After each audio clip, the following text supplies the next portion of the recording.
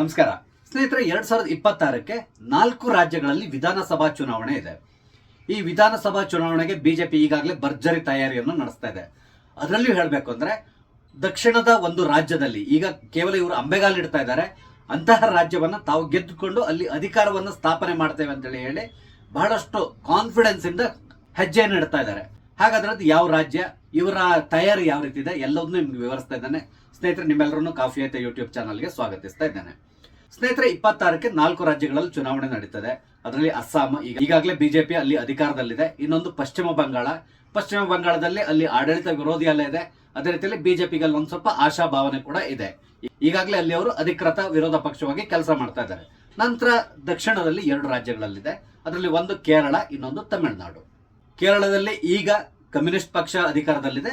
ಬಹುಶಃ ಮುಂದಿನ ವರ್ಷದಲ್ಲಿ ಕಾಂಗ್ರೆಸ್ ಅಧಿಕಾರವನ್ನು ಹಿಡಿಬಹುದು. ಯಾಕಂದ್ರೆ ಅಲ್ಲಿ ಕೇರಳದಲ್ಲಿ ಸಾಮಾನ್ಯವಾಗಿ ಪ್ರತಿ ವರ್ಷ ಚೇಂಜ್ ಆಗ್ತಾ ಇರ್ತದೆ. ಅದೇ ರೀತಿಯಲ್ಲಿ ಮುಂದಿನ ವರ್ಷದಲ್ಲಿ ಅಲ್ಲಿ ಕಾಂಗ್ರೆಸ್ ಅಧಿಕಾರ ಹಿಡಿಯುವಂತ ಸಾಧ್ಯತೆ ಇದೆ. ಆದ್ರೆ ಅಲ್ಲಿ ಬಿಜೆಪಿಗೆ ಯಾವುದೇ ರೀತಿಯಾದಂತಹ ನೆಲೆ ಇಲ್ಲ ಅಂತೇಳಿ ಹೇಳ್ಬೋದು. ಕಳೆದ ಪಾರ್ಲಿಮೆಂಟ್ ಚುನಾವಣೆಯಲ್ಲಿ ಒಂದು ಕ್ಷೇತ್ರವನ್ನು ಇವರು ಗೆದ್ಕೊಂಡಿದ್ದಾರೆ. ಅದೇ ರೀತಿಯಲ್ಲಿ ರಾಜೀವ್ ಚಂದ್ರಶೇಖರ್ ಅವರು ಗೆಲುವಿನ ಅಂಚಿಗೆ ಹೋಗಿ ಕೊನೆಗೆ ಸೋತಿದ್ದಾರೆ. ಅಂದ್ರೆ ಕೇವಲ ಒಂದು 12,000 ಮತದಲ್ಲಿ ಅವರು ಸೋತಿದ್ದಾರೆ. ಅವರು ಎದುರುಗಡೆ ಶಶಿ ತರೂರ್ ಅವರು ವಿನ್ ಆಗಿದ್ದಾರೆ. ಈಗ ಬಿಜೆಪಿಯಲ್ಲಿ ತನ್ನ ಬೇಸನ್ನ ಗಟ್ಟಿ ಮಾಡ್ಕೊಳ್ಳಿ ಪ್ರಯತ್ನಿಸ್ತಾ ಇದೆ. ಅದರ ಮುಂದುವರಿದ ಭಾಗವಾಗಿ ಈಗಾಗಲೇ ಶಶಿ ತರೂರ್ ಅವರಿಗೆ ಗಾಳ ಹಾಕೊಂಡು ಕೂತಿದೆ. ಶಶಿ ತರೂರ್ ಅವರು ಇತ್ತೀಚಿನ ದಿನಗಳಲ್ಲಿ ಬಿಜೆಪಿ ಪರವಾಗಿ ಮಾತಾಡಲಿ ಶುರು ಮಾಡಿದ್ದಾರೆ. ಮೋದಿಯವರ ಅಮೆರಿಕ ಭೇಟಿಯನ್ನ ಬಹಳಷ್ಟು ಹೊಗಳಿದ್ದಾರೆ. ಒಂದ್ ರೀತಿಯಾಗಿ ಕಾಂಗ್ರೆಸ್ ಇಂದ ಅವರು ಮಾನಸಿಕವಾಗಿ ಸ್ವಲ್ಪ ದೂರ ಆಗಿದ್ದಾರೆ ಅಂತೇಳಿ ಹೇಳ್ತಾ ಇದ್ದಾರೆ. ಹಾಗೇನೆ ಅವರು ಸದ್ಯದಲ್ಲಿ ಬಿಜೆಪಿ ಸೇರ್ತಾರೆ ಅನ್ನೋ ಒಂದು ಸುದ್ದಿ ಕೂಡ ಹರಿದಾಡ್ತಾ ಇದೆ. ಒಂದ್ ವೇಳೆ ಶಶಿ ತರೂರ್ ಬಿಜೆಪಿಯನ್ನು ಸೇರಿದ್ರೆ ಕೇರಳದಲ್ಲಿ ಬಿಜೆಪಿ ಕಾಲು ಊರ್ಲಿಕ್ಕೆ ಬಹಳಷ್ಟು ಸಹಾಯ ಆಗ್ಬಹುದು. ಅದೇ ರೀತಿಯಲ್ಲಿ ಮರುಭೂಮಿಯಂತಹ ಒಂದು ರಾಜ್ಯದಲ್ಲಿ ಇವರು ಭತ್ತವನ್ನ ಬೆಳಿಲಿಕ್ಕೆ ಹೊರಟಿದ್ದಾರೆ. ಅದು ಯಾವುದು ಅಂತ ಹೇಳಿದ್ರೆ ತಮಿಳುನಾಡಿನಲ್ಲಿ ನಿಮ್ಗೆ ಗೊತ್ತಿದೆ, ಅಲ್ಲಿ ದ್ರಾವಿಡ ಪಕ್ಷಗಳ ಕಾರುಬಾರು ಯಾವಾಗಲೂ ನಡೀತಾ ಇರ್ತದೆ. ಇಂತಹ ತಮಿಳುನಾಡಿನಲ್ಲಿ ಮುಂದಿನ ಬಾರಿ ನಾವು ಚುನಾವಣೆಯಲ್ಲಿ ಗೆದ್ದು ಅಧಿಕಾರವನ್ನು ಹಿಡಿತೇವೆ ಅಂತೇಳಿ ಹೇಳಿ ಬಹಳಷ್ಟು ವಿಶ್ವಾಸದಿಂದ ಬೀಗ್ತಾ ಇದೆ ಬಿಜೆಪಿ. ಹಾಗಾದ್ರೆ ಇವರು ಯಾವ ರೀತಿಯಾಗಿ ಪ್ಲಾನ್ ಮಾಡ್ತಾ ಇದ್ದಾರೆ, ಇದ್ರ ಬಗ್ಗೆ ನಿಮ್ ಜೊತೆ ಮಾತಾಡ್ತಾ ಇದ್ದೇನೆ. ಸ್ನೇಹಿತರೆ, ತಮಿಳುನಾಡಿನಲ್ಲಿ ಈಗ ಡಿಎಂಕೆ ಅಧಿಕಾರದಲ್ಲಿದೆ. ಕಳೆದ ಬಾರಿ ಎಐಎಡಿಎಂಕೆ ಇತ್ತು, ಈ ಬಾರಿ ಡಿಎಂಕೆ ಇದೆ. ತಮಿಳುನಾಡಿನಲ್ಲಿ ಕೂಡ ಅಷ್ಟೇ, ಪ್ರತಿ 5 ವರ್ಷಕ್ಕೊಮ್ಮೆ ಸರ್ಕಾರ ಬದಲಾಗ್ತಾ ಇರ್ತದೆ. ಹಾಗಾಗಿ ಮುಂದಿನ ಬಾರಿ ಕೂಡ ಸರ್ಕಾರ ಬದಲಾಗುವಂತಹ ಸಾಧ್ಯತೆಗಳಿದೆ. ಆದ್ರೆ ಅಲ್ಲಿ ಡಿಎಂಕೆಗೆ ಇರುವಂತಹ ಒಂದು ಅನುಕೂಲ ಏನು ಅಂತ ಹೇಳಿದ್ರೆ ಎಐಎಡಿಎಂಕೆ ಮೊದಲಿನಷ್ಟು ಪ್ರಬಲವಾಗಿಲ್ಲ.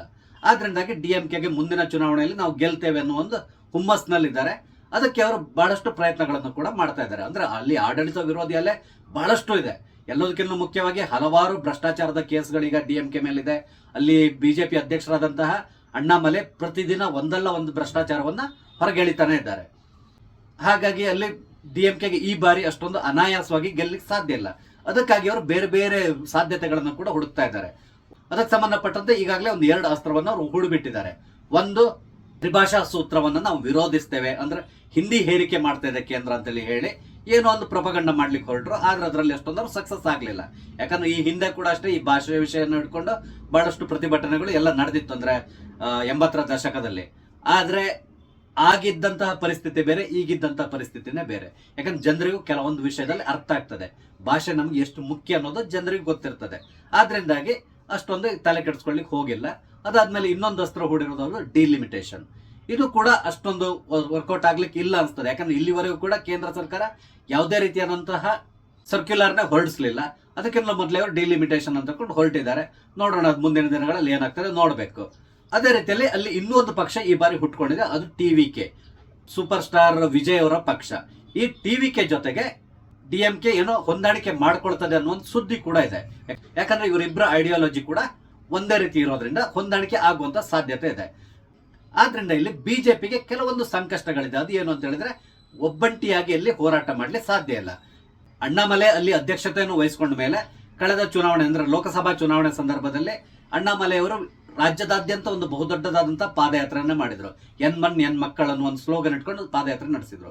ಈ ಪಾದಯಾತ್ರೆ ಮುಖಾಂತರ ಬಿಜೆಪಿ ಮೂಲೆಗೂ ತಲುಪಿದೆ ತಮಿಳುನಾಡಿನ. ಆದ್ರೆ ಅದು ವೋಟ್ ಆಗಿ ಅಷ್ಟೊಂದು ಕನ್ವರ್ಟ್ ಆಗ್ಲಿಲ್ಲ. ಆದ್ರೂ ಕೂಡ ಕಳೆದ ಚುನಾವಣೆ ಸಂದರ್ಭದಲ್ಲಿ 10% ಜಾಸ್ತಿ ಮತವನ್ನ ಗಳಿಸಿದ್ರು. ಅಲ್ಲಿವರೆಗೆ ಅಲ್ಲಿ ಸಿಗ್ತಾ ಇದ್ದಂತಹ ಮತ ಕೇವಲ 2%. ಆದ್ರೆ ಕಳೆದ ಚುನಾವಣೆಯಲ್ಲಿ ಅವರು ಡಬಲ್ ಡಿಜಿಟ್ಗೆ ಪ್ರಮೋಷನ್ ತಗೊಂಡಿದ್ದಾರೆ. ಇದು ಬಿಜೆಪಿಗೆ ಒಂದು ರೀತಿ ಆಶಾಭಾವನೆಗೆ ಕಾರಣ ಆಗ್ಬಿಟ್ಟಿದೆ. ಅದೇ ರೀತಿಯಲ್ಲಿ ಬಿಜೆಪಿ ಕಳೆದ ಬಾರಿ ಒಂದು ತಪ್ಪನ್ನ ಕೂಡ ಮಾಡಿತ್ತು. ಅದು ಏನು ಅಂತ ಹೇಳಿದ್ರೆ ಯಾವಾಗಲೂ ಕೂಡ ತಮಿಳುನಾಡಿನಲ್ಲಿ ಎಐಎಡಿಎಂಕೆ ಜೊತೆಗೆ ಬಿಜೆಪಿ ಒಂದು ಮೈತ್ರಿಯನ್ನು ಹೊಂದಿತ್ತು. ಆದ್ರೆ ಕಳೆದ ಚುನಾವಣೆ ಸಂದರ್ಭದಲ್ಲಿ ಅಣ್ಣಾಮಲೈ ಮಾಡಿರುವಂತಹ ಕೆಲವೊಂದು ತಪ್ಪುಗಳಿಂದಾಗಿ ಈ ಮೈತ್ರಿ ಮುರಿದು ಬಿತ್ತು. ಅದಕ್ಕೆ ಮುಖ್ಯ ಕಾರಣ ಅಣ್ಣಾಮಲೈಯವರು ಜಯಲಲಿತಾ ಅವರ ಭ್ರಷ್ಟಾಚಾರದ ಕೇಸ್ಗಳ ಬಗ್ಗೆ ಓಪನ್ ಆಗಿ ಮಾತಾಡ್ಲಿಕ್ಕೆ ಶುರು ಮಾಡಿದ್ರು. ಆ ಸಂದರ್ಭದಲ್ಲಿ ಎಐಎಡಿಎಂಕೆ ಅಮಿತ್ ಶಾ ಅವ್ರನ್ನ ಭೇಟಿ ಮಾಡಿ ಒಂದು ಮನವಿಯನ್ನು ಕೂಡ ಕೊಟ್ಟರು. ಅಣ್ಣಾಮಲೈ ಅವ್ರನ್ನ ಅಧ್ಯಕ್ಷ ಸ್ಥಾನದಿಂದ ಕೆಳಗಿಳಿಸಿ, ಇಲ್ಲದಿದ್ರೆ ಅವರು ಸಾರ್ವಜನಿಕವಾಗಿ ಕ್ಷಮೆ ಕೇಳಬೇಕು ಅಂತೇಳಿ ಹೇಳಿದ್ರು. ಇದೆರಡಕ್ಕೂ ಕೂಡ ಅಮಿತ್ ಶಾ ಅವರು ಒಪ್ಪಲಿಲ್ಲ. ಆದ್ರಿಂದಾಗಿ ಎಐಎಡಿಎಂಕೆ ನಮ್ಮ ದಾರಿ ನಮ್ಗೆ ಅಂತ ತಕೊಂಡು ಸಪರೇಟ್ ಆದ್ರು. ಆದ್ರೆ ಅದರ ಪರಿಣಾಮ ಚುನಾವಣೆ ಮೇಲಾಯ್ತು. ಎಲ್ಲಾ 39 ಸ್ಥಾನಗಳನ್ನ ಡಿಎಂಕೆ ಮತ್ತೆ ಕಾಂಗ್ರೆಸ್ ಮೈತ್ರಿ ತನ್ನ ಬುಟ್ಟಿಗೆ ಹಾಕೊಳ್ತು. ಇಲ್ಲದಿದ್ರೆ ಕನಿಷ್ಠ ಅಲ್ಲಿ 10 ರಿಂದ 12 ಸ್ಥಾನಗಳನ್ನ NDA ಗೆಲ್ಲುವಂತ ಸಾಧ್ಯತೆ ಇತ್ತು. ಅದಕ್ಕೆ ಕಲ್ಲು ಬಿತ್ತು. ಹಾಗಾಗಿ ಈ ಬಾರಿ ಚುನಾವಣೆಯಲ್ಲಿ ನಾವು ಈ ರೀತಿ ಮಾಡಿದ್ರೆ ಖಂಡಿತವಾಗಿ ವರ್ಕೌಟ್ ಆಗಲ್ಲ ಅನ್ನೋದು ಎರಡೂ ಪಕ್ಷಗಳಿಗೆ ಅರ್ಥ ಆಗ್ಬಿಟ್ಟಿದೆ. ಯಾಕಂದ್ರೆ ಅಲ್ಲಿ ಏನಾದ್ರೂ ಮಾಡಿ ನಾವು ಅಧಿಕಾರವನ್ನು ಹಿಡಿಬೇಕು ಅಂತ ಹೇಳ್ಕೊಂಡು ಈಗ ಮೈತ್ರಿಯ ಮಾತುಕತೆ ನಡೀತಾ ಇದೆ. ಅದಕ್ಕೆ ಸಂಬಂಧಪಟ್ಟಂತೆ ಈಗಾಗಲೇ ಎಐಎಡಿಎಂಕೆ ಮುಖ್ಯಸ್ಥ ಪಳನಿಸ್ವಾಮಿ ಅಮಿತ್ ಶಾ ಅವ್ರನ್ನ ಭೇಟಿ ಮಾಡಿ ಬಹಳಷ್ಟು ಮಾತುಕತೆಗಳು ಕೂಡ ನಡೆದಿದೆ. ಆಲ್ಮೋಸ್ಟ್ ಎಲ್ಲದೂ ಕ್ಲಿಯರ್ ಆಗಿದೆ ಅಂತೇಳಿ ಹೇಳ್ತಾ ಇದ್ದಾರೆ. ಅದೇ ರೀತಿಯಲ್ಲಿ ಅಣ್ಣಾಮಲೈ ಕೂಡ ಅಷ್ಟೇ ಲೋಕಸಭಾ ಚುನಾವಣೆ ಮುಗಿದ ಮೇಲೆ ಎಐಎಡಿಎಂಕೆ ಅನ್ನು ದೂರೋದನ್ನ ಬಿಟ್ಬಿಟ್ಟಿದ್ದಾರೆ. ಕೇವಲ ಅವರು ಡಿಎಂಕೆನ ಟಾರ್ಗೆಟ್ ಹಾಕೊಂಡಿದ್ದಾರೆ. ಅಂದ್ರೆ ಅಲ್ಲಿ ಒಂದು ಅರ್ಥ ಆಗ್ತದೆ, ಈಗ ಯಾವುದೇ ರೀತಿಯಾದ ಸಮಸ್ಯೆ ಇಲ್ಲ ಅಂದ್ರೆ ಈ ಮೈತ್ರಿಗೆ ಅಂತ ಹೇಳೋದು ಗೊತ್ತಾಗೋಗ್ತದೆ. ಒಂದ್ ವೇಳೆ ಅವರು ಮೈತ್ರಿಯಲ್ಲಿ ಚುನಾವಣೆಗೆ ಸ್ಪರ್ಧೆ ಮಾಡಿದ್ರು ಕೂಡ ಮ್ಯಾಕ್ಸಿಮಮ್ ಸ್ಥಾನಗಳನ್ನ, ಅಂದ್ರೆ ಅಲ್ಲಿ ಒಟ್ಟು 234 ಸ್ಥಾನಗಳಿದೆ, ಅದರಲ್ಲಿ ಮ್ಯಾಕ್ಸಿಮಮ್ ಸ್ಥಾನಗಳನ್ನ ಎಐಎಡಿಎಂಕೆಗೆ ಬಿಟ್ಕೊಡ್ಬೇಕಾಗ್ತದೆ. ಇದಕ್ಕೆ ಕಾರಣ ಏನು ಅಂತ ಹೇಳಿದ್ರೆ ಕೆಲವೊಂದು ಕ್ಷೇತ್ರಗಳಲ್ಲಿ ಬಿಜೆಪಿ ಇನ್ನೂ ಅಂಬೆಗಾಲಿಡ್ತಾ ಇದೆ. ಅಲ್ಲಿ ಇನ್ನು ಪಕ್ಷ ಅಷ್ಟೊಂದು ಸ್ಟ್ರಾಂಗ್ ಆಗ್ತಾ ಇಲ್ಲ. ಆದ್ರಿಂದಾಗಿ ಅಂತಹ ಕ್ಷೇತ್ರಗಳಲ್ಲಿ ಇವರು ಕ್ಯಾಂಡಿಡೇಟ್ಗಳನ್ನ ಹಾಕ್ಲಿಕ್ಕೆ ಆಗಲ್ಲ. ಅಂದ್ರೆ ಇವರಿಗೆ ಸ್ವಲ್ಪ ಕ್ಯಾಂಡಿಡೇಟ್ಗಳ ಬರ ಕೂಡ ಅಲ್ಲಿದೆ. ಆದ್ರಿಂದಾಗಿ ಅಂತ ಕ್ಷೇತ್ರಗಳನ್ನ ಎಐಎಡಿಎಂಕೆ ಬಿಟ್ಟುಕೊಟ್ಟು ಇವರು ಒಂದು 50-60 ಕ್ಷೇತ್ರಗಳಲ್ಲಿ ಮಾತ್ರ ಸ್ಪರ್ಧೆ ಮಾಡುವಂತ ಸಾಧ್ಯತೆ ಇದೆ. ಅಂದ್ರೆ ಉಳಿದಂತಹ 100 ಚಿಲ್ಲರೆ ಕ್ಷೇತ್ರಗಳನ್ನ ಎಐಎಡಿಎಂಕೆ ಮತ್ತೆ ಅದರ ಬೇರೆ ಕೆಲವು ಚಿಕ್ಕ ಪುಟ್ಟ ಪಕ್ಷಗಳಿದೆ, ಮಿತ್ರ ಪಕ್ಷಗಳು, ಅವರಿಗೆ ಬಿಟ್ಕೊಡುವಂತ ಸಾಧ್ಯತೆಗಳು ಕೂಡ ಇದೆ. ಆ ಮುಖಾಂತರ 234 ಕ್ಷೇತ್ರಗಳಲ್ಲಿ ಕೂಡ ಡಿಎಂಕೆಗೆ ನೇರವಾಗಿ ಟಕ್ಕರ್ ಕೊಡ್ಲಿಕ್ಕೆ ಹೊರಟಿದೆ. ಈಗ ಇವರ ಮೈತ್ರಿಯಿಂದ ಸಮಸ್ಯೆ ಆಗ್ತಾ ಇರೋದು ಡಿಎಂಕೆ ಮತ್ತೆ ವಿಜಯ್ ಅವರ ಟಿವಿಕೆ ಪಕ್ಷಕ್ಕೆ. ಯಾಕಂದ್ರೆ ವಿಜಯ್ ಅವರ ಟಿವಿಕೆ ಪಕ್ಷ ಈ ಬಾರಿ ಅಷ್ಟೇ ಚುನಾವಣಾ ಕಣಕ್ಕೆ ಇಳಿತಾ ಇದ್ದಾರೆ. ಅವ್ರು ಹೇಳ್ತಾ ಇದ್ದಾರೆ ನಾವು ಎಲ್ಲಾ 234 ಕ್ಷೇತ್ರಗಳಲ್ಲಿಯೂ ಕ್ಯಾಂಡಿಡೇಟ್ಗಳನ್ನ ಹಾಕ್ತೇವೆ ಅಂತೇಳಿ. ತಮಿಳುನಾಡು ವಿಷಯ ಗೊತ್ತಿರೋದು ನಿಮಗೆ. ಸಾಮಾನ್ಯವಾಗಿ ಅವರು ಫಿಲ್ಮ್ ಸ್ಟಾರ್ಸ್ ಯಾರಿದ್ರು ಕೂಡ ಅವ್ರಿಗೆ ಸಪೋರ್ಟ್ ಮಾಡ್ತಾರೆ. ಆದ್ರೆ ಈಗ ಮೊದಲಿದ್ದಂತ ಪರಿಸ್ಥಿತಿ ಇಲ್ಲ, ಬಹಳಷ್ಟು ಬದಲಾವಣೆಗಳಾಗಿದೆ ತಮಿಳುನಾಡಿನಲ್ಲಿ. ಆದ್ರಿಂದಾಗಿ ವಿಜಯ್ಗೂ ಕೂಡ ಅಷ್ಟೊಂದು ಕಾನ್ಫಿಡೆನ್ಸ್ ಇಲ್ಲ ಅಂತೇಳಿ ಹೇಳ್ತಾ ಇದ್ದಾರೆ. ಅವ್ರು ಏನೋ ಪ್ರಚಾರವನ್ನು ಮಾಡ್ತಾ ಇದ್ದಾರೆ, ಅವರ ಸಭೆಗಳಿಗೆ ಕೂಡ ಅಷ್ಟೇ ಬಹಳಷ್ಟು ಜನ ಸೇರ್ತಾ ಇದ್ದಾರೆ.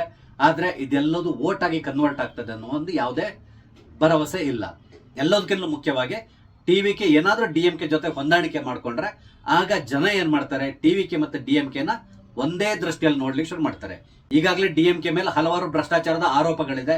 ಅಣ್ಣಾಮಲೈ ಪ್ರತಿದಿನ ಒಂದಲ್ಲ ಒಂದು ಫೈಲ್ ನ ತೆಗಿತಾ ಇದ್ದಾರೆ. ಅಂದ್ರೆ ಡಿಎಂಕೆ ಫೈಲ್ಸ್ ಅಂತ ತಗೊಂಡು ರಿಲೀಸ್ ಮಾಡ್ತಾನೆ ಇದ್ದಾರೆ ಅವರ ಎಲ್ಲಾ ಭ್ರಷ್ಟಾಚಾರಗಳನ್ನ. ಆದ್ರಿಂದಾಗಿ ಅಲ್ಲಿ ಸಮಸ್ಯೆ ಉಂಟಾಗ್ತದೆ. ಅದಲ್ಲದೇನೆ ಇನ್ನೊಂದು ಸಮಸ್ಯೆ ಡಿಎಂಕೆ ಒಳಗಡೆನೆ ಇದೆ. ಅದೇನು ಅಂತ ಹೇಳಿದ್ರೆ, ಈ ಹಿಂದೆ ಕರುಣಾನಿಧಿ ಮುಖ್ಯಮಂತ್ರಿ ಆಗಿದ್ರು, ಅವರ ನಂತರ ಸ್ಟಾಲಿನ್ ಅನ್ನ ಅಲ್ಲಿ ಮುಖ್ಯಮಂತ್ರಿಯಾಗಿ ಕೂರಿಸಿದ್ದಾರೆ. ಸ್ಟಾಲಿನ್ ಅವರಿಗೂ ಕೂಡ ವಯಸ್ಸಾಗಿದೆ, ಮತ್ತೆ ಎಲ್ಲದಕ್ಕಿಂತ ಜಾಸ್ತಿ ಅವರ ಆರೋಗ್ಯ ಕೂಡ ಅವರಿಗೆ ಸಹಕಾರ ಕೊಡ್ತಾ ಇಲ್ಲ. ಮುಂದಿನ ಚುನಾವಣೆಯಲ್ಲಿ ಅಧಿಕಾರವನ್ನ ಹಿಡಿದು ಏನಾದ್ರೂ ಮಾಡಿ ತನ್ನ ಮಗನನ್ನ ಅಂದ್ರೆ ಉದಯನಿಧಿ ಸ್ಟಾಲಿನ್ ಅನ್ನ ಮುಖ್ಯಮಂತ್ರಿ ಮಾಡಬೇಕು ಅನ್ನೋದು ಸ್ಟಾಲಿನ್ ಅವರ ಯೋಚನೆ ಆಗಿದೆ. ಇದು ಈಗ ಡಿಎಂಕೆ ಪಕ್ಷದೊಳಗಡೆ ಬಹಳಷ್ಟು ಭಿನ್ನ ಮತಕ್ಕೆ ಕೂಡ ಕಾರಣ ಆಗ್ತಾ ಇದೆ ಅಂತ ಇದ್ದಾರೆ. ಅಂದ್ರೆ ಎಷ್ಟೇ ವರ್ಷ ಹೋದ್ರು ಕೂಡ ಅಷ್ಟೇ ನಾವು ಇವರ ಫ್ಯಾಮಿಲಿಗೆ ಸಲಾ ಮಾಡ್ಕೊಂಡಿರ್ಬೇಕೆ ಹೊರತು ಬೇರೆ ಇನ್ಯಾವುದೇ ರೀತಿಯಾದಂತಹ ನಮ್ಗೆ ಆಪ್ಷನ್ ಇಲ್ಲ ಅನ್ನೋದು ಡಿಎಂಕೆ ಪಕ್ಷದಲ್ಲಿರುವಂತಹ ಹಲವಾರು ದೊಡ್ಡ ದೊಡ್ಡ ಲೀಡರ್ಸ್ಗಳಿಗೆ ಅನ್ಸ್ಲಿಕ್ಕೆ ಶುರುವಾಗಿದೆ. ರಾಜಕೀಯದಲ್ಲಿ ಎಲ್ರಿಗಿರೋದು ಆಸೆ ಏನೋ, ಮೊದಲು ನಾನು MLA ಆಗಬೇಕು, MLA ಆದ್ಮೇಲೆ ಮಂತ್ರಿ ಆಗಬೇಕು, ಮಂತ್ರಿ ಆದ್ಮೇಲೆ ಮುಖ್ಯಮಂತ್ರಿ ಆಗಬೇಕು ಅನ್ನೋ ಒಂದು ಯೋಚನೆ ಇರ್ತದೆ. ಅದಕ್ಕೆ ಸರಿಯಾಗಿ ಅವರು ಅಲ್ಲಿ ಇನ್ವೆಸ್ಟ್ ಕೂಡ ಮಾಡ್ಕೊಂಡು ಹೋಗ್ತಾರೆ. ಆದ್ರೆ ಇಲ್ಲಿ ತಮಿಳುನಾಡಿನಲ್ಲಿ ಏನಾಗ್ತಾ ಇದೆ, ಈ ವಂಶ ಪಾರಂಪರ್ಯ ಅನ್ನೋದು ಮುಂದುವರ್ಕೊಂಡು ಹೋಗ್ತಾನೆ ಇದೆ. ಅದರ ಮುಂದುವರಿದ ಭಾಗವಾಗಿ ಈಗ ಉದಯನಿಧಿ ಸ್ಟಾಲಿನ್ ಉಪಮುಖ್ಯಮಂತ್ರಿಯಾಗಿ ಮಾಡಿದ್ರು. ಆತ ಆಕ್ಚುಲಿ ಹೇಳ್ಬೇಕು ಅಂದ್ರೆ ಓರ್ವ ನಾನ್ಸೆನ್ಸ್ ರಾಜಕಾರಣಿ ಅಂತಲೇ ಹೇಳ್ಬೋದು. ಆತನಿಗೆ ಎಲ್ಲಿ ಹೇಗೆ ಮಾತಾಡಬೇಕು ಏನೂ ಗೊತ್ತಿಲ್ಲ. ಅವನ ಎಜೆಂಡಾ ಕೇವಲ ಹಿಂದೂಗಳನ್ನ ವಿರೋಧಿಸೋದು, ಸನಾತನ ಧರ್ಮವನ್ನ ನಿರ್ಮೂಲನೆ ಮಾಡ್ತೇನೆ ಅಂತೇಳಿ ಹೇಳೋದು. ಯಾಕಂದ್ರೆ ಅವರೆಲ್ಲರೂ ಕ್ರಿಸ್ಟಿಯಾನಿಟಿಯನ್ನ ಫಾಲೋ ಮಾಡುವವರು, ಎಲ್ಲಿ ಕೂಡ ಓಪನ್ ಆಗಿ ತೋರಿಸ್ಕೊಳ್ಳಲ್ಲ. ಅವರೆಲ್ಲರೂ ಅಷ್ಟೇ ಕ್ರಿಪ್ಟೋ ಕ್ರಿಶ್ಚಿಯನ್ಸ್ ಅಂತಾರಲ್ಲ ಆ ರೀತಿ. ಹಾಗಾಗಿ ಅಲ್ಲಿ ಹಿಂದೂ ವಿರೋಧಿ ಭಾವನೆ ಅವರಲ್ಲಿ ಮನೆ ಮಾಡಿದೆ. ಹಾಗಾಗಿ ಅವರು ಅಲ್ಲಿ ಯಾವಾಗ್ಲೂ ಅಷ್ಟೇ ಹಿಂದೂಗಳನ್ನು ವಿರೋಧಿಸ್ಕೊಂಡೇ ಬರ್ತಾ ಇದ್ದಾರೆ. ಆದ್ರೆ ಈ ಬಾರಿ ಈ ಹಿಂದೂ ವಿರೋಧಿ ಹೇಳಿಕೆಗಳಿದೆಯಲ್ಲ, ಅದು ಕೂಡ ಇಲ್ಲಿ ಡಿಎಂಕೆಗೆ ಸಮಸ್ಯೆ ಉಂಟು ಮಾಡುವಂತ ಸಾಧ್ಯತೆಗಳಿದೆ. ಯಾಕಂದ್ರೆ ಒಂದು ರಾಮ ಮಂದಿರ, ಅದಾದ್ಮೇಲೆ ನರೇಂದ್ರ ಮೋದಿ ಅವರು ತಮಿಳುನಾಡಿಗೆ ಕೊಡ್ತಾ ಇರುವಂತಹ ಇಂಪಾರ್ಟೆನ್ಸ್, ಈಗಾಗಲೇ ಹಲವಾರು ದೇವಸ್ಥಾನಗಳಿಗೆ ಕೂಡ ಅವರು ಭೇಟಿ ಕೊಟ್ಟಿದ್ರು. ಅದೇ ರೀತಿಯಲ್ಲಿ ವಾರಣಾಸಿಯಲ್ಲಿ ನಡೆಯುವಂತಹ ಒಂದು ತಮಿಳು ಸಮಾವೇಶ ಇರ್ತದೆ, ಅದಕ್ಕೆ ಕೂಡ ನರೇಂದ್ರ ಮೋದಿ ಅವರು ಬಹಳಷ್ಟು ಸಪೋರ್ಟ್ ಮಾಡ್ತಾ ಇದ್ದಾರೆ. ಇದರ ಎಫೆಕ್ಟ್ ಇಲ್ಲಿ ಚುನಾವಣೆ ಮೇಲೆ ಈ ಬಾರಿ ಆಗುವಂತ ಸಾಧ್ಯತೆಗಳಿದೆ. ಅಂದ್ರೆ ಹಿಂದೂ ಮತಗಳು ಸ್ವಲ್ಪ ಕ್ರೋಢೀಕರಣಗೊಳ್ಳುವಂತ ಸಾಧ್ಯತೆ ಇದೆ. ಆದ್ರಿಂದಾಗಿ ತಮಿಳುನಾಡಿನಲ್ಲಿ ಈ ಬಾರಿ ಬಿಜೆಪಿ ತಾನು ಅಧಿಕಾರವನ್ನ ಹಿಡಿತೇನೆ ಅಂತಕೊಂಡು ಹೊರಟಿದೆ. ಒಂದಂತೂ ನೆನ್ಪಿಟ್ಕೊಂಡಿರಿ, ಒಂದ್ ವೇಳೆ NDA ಅಂದ್ರೆ AIADMK ಮತ್ತೆ ಬಿಜೆಪಿ ಅಲಯನ್ಸ್ ಅಲ್ಲಿ ಏನಾದ್ರು ಗೆದ್ರು ಕೂಡ ಅಣ್ಣಾಮಲೈ ಮುಖ್ಯಮಂತ್ರಿ ಆಗಲ್ಲ, ಅದಕ್ಕೆ ಬದಲಾಗಿ ಅವರು DCM ಆಗಿರ್ತಾರೆ. ಇದಕ್ಕೆ ಕಾರಣ ಏನಂದ್ರೆ AIADMKಗೆ ಇವರು ಮುಖ್ಯಮಂತ್ರಿ ಸ್ಥಾನವನ್ನು ಬಿಟ್ಕೊಡೋದು ಖಂಡಿತ ಅಂತೇಳಿ ಹೇಳ್ತಾ ಇದ್ದಾರೆ. ಈಗಾಗಲೇ ಅದ್ರ ಬಗ್ಗೆ ಮಾತುಕತೆಗಳು ಕೂಡ ಕಂಪ್ಲೀಟ್ ಆಗಿದೆ ಅನ್ನುವ ಒಂದು ಸುದ್ದಿ ಕೂಡ ಬರ್ತಾ ಇದೆ. ನೋಡೋಣ, ಇನ್ನು ಅಫಿಷಿಯಲ್ ಆಗಿ ಅದು ಅನೌನ್ಸ್ ಆಗಬೇಕು. ಅದು ಯಾವಾಗ ಅನೌನ್ಸ್ ಆಗ್ತದೆ ನಾವು ಕಾದ್ ನೋಡ್ಬೇಕಾಗಿದೆ. ಒಟ್ಟಾರೆಯಾಗಿ ಮರುಭೂಮಿಯಲ್ಲಿ ಭತ್ತ ಬೆಳಿಲಿಕ್ಕೆ ಹೊರಟಿದ್ದಾರೆ, ಅದಕ್ಕೆ ಪೂರಕವಾದ ವಾತಾವರಣ ಸದ್ಯಕ್ಕೆ ತಮಿಳುನಾಡಿನಲ್ಲಿ ಕಾಣಿಸ್ಕೊಳ್ತಾ ಇದೆ.